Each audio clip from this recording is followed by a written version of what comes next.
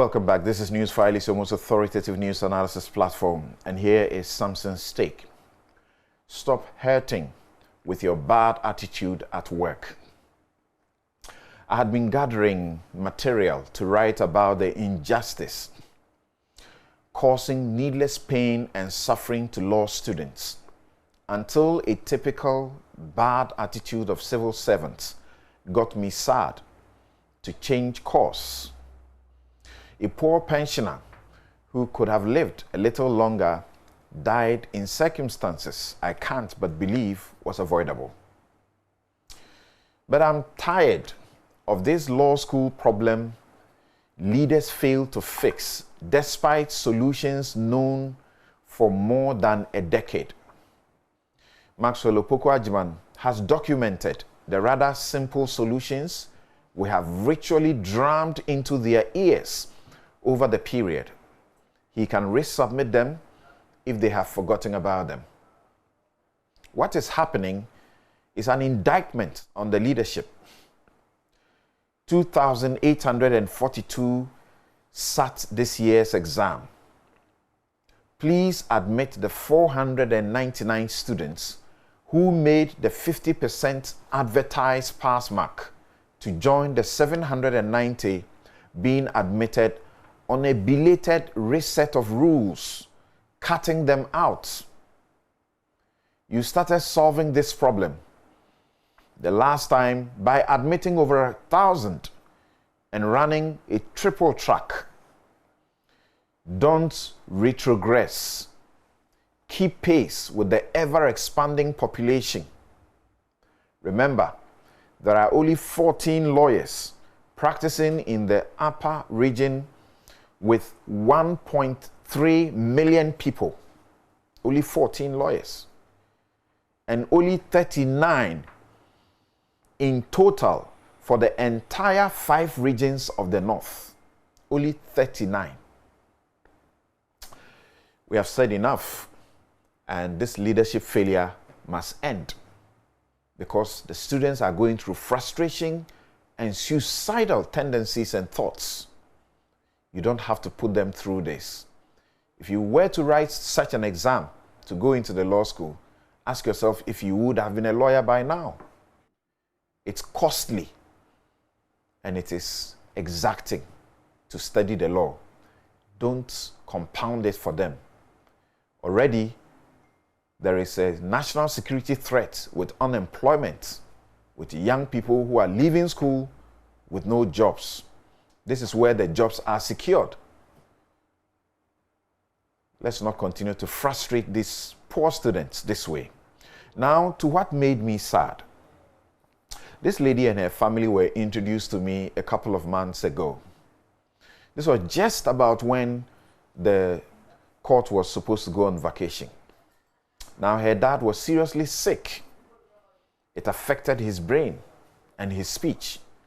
Her family needed to access his bank account with the UMB to cater for him after spending all they had on him. They had spent almost all they had on him while he was on admission.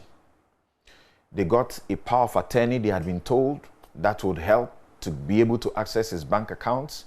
It didn't work because the bank does not work with that. And the bank needed a court order appointing someone in the family as his guardian. The law dictates that. This is when I came in to do a free service, pro bono. So I spoke with the bank and discovered I had a colleague who was working there, and they told me this is what you needed, and they assisted how to do it quickly. So I prepared the documents, we filed them in the court.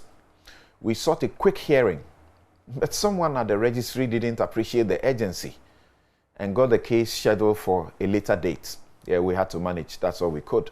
Well, I later argued the case before a rather helpful lady judge and got a grant subject to an independent doctor's report or assessment, sort of a second report as dictated by the law on the current condition of the man.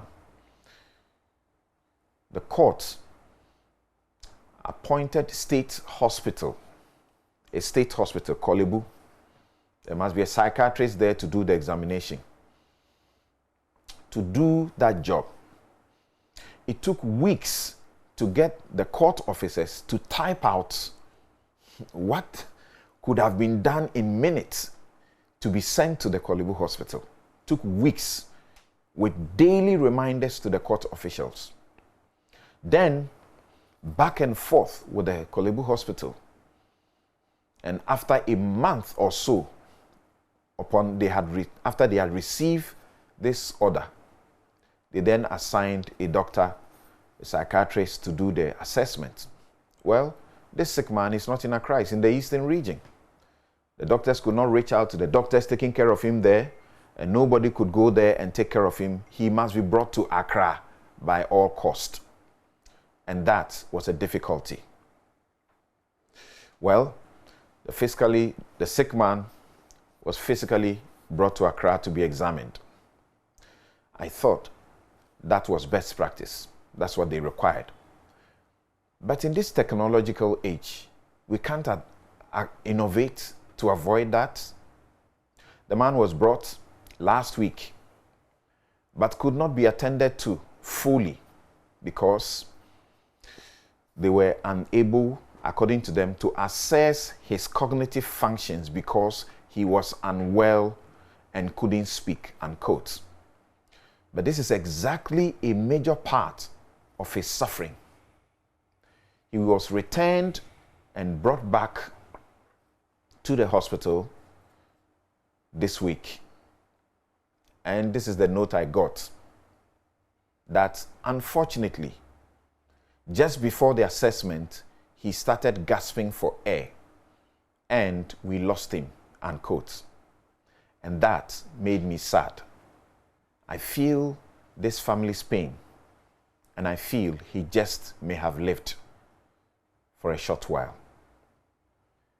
Your attitude at your workplace, lack of urgency, and thinking it's a buying ejuma so you can't be concerned, is bad. It hurts. So please stop it. Thank you very much. And that's my take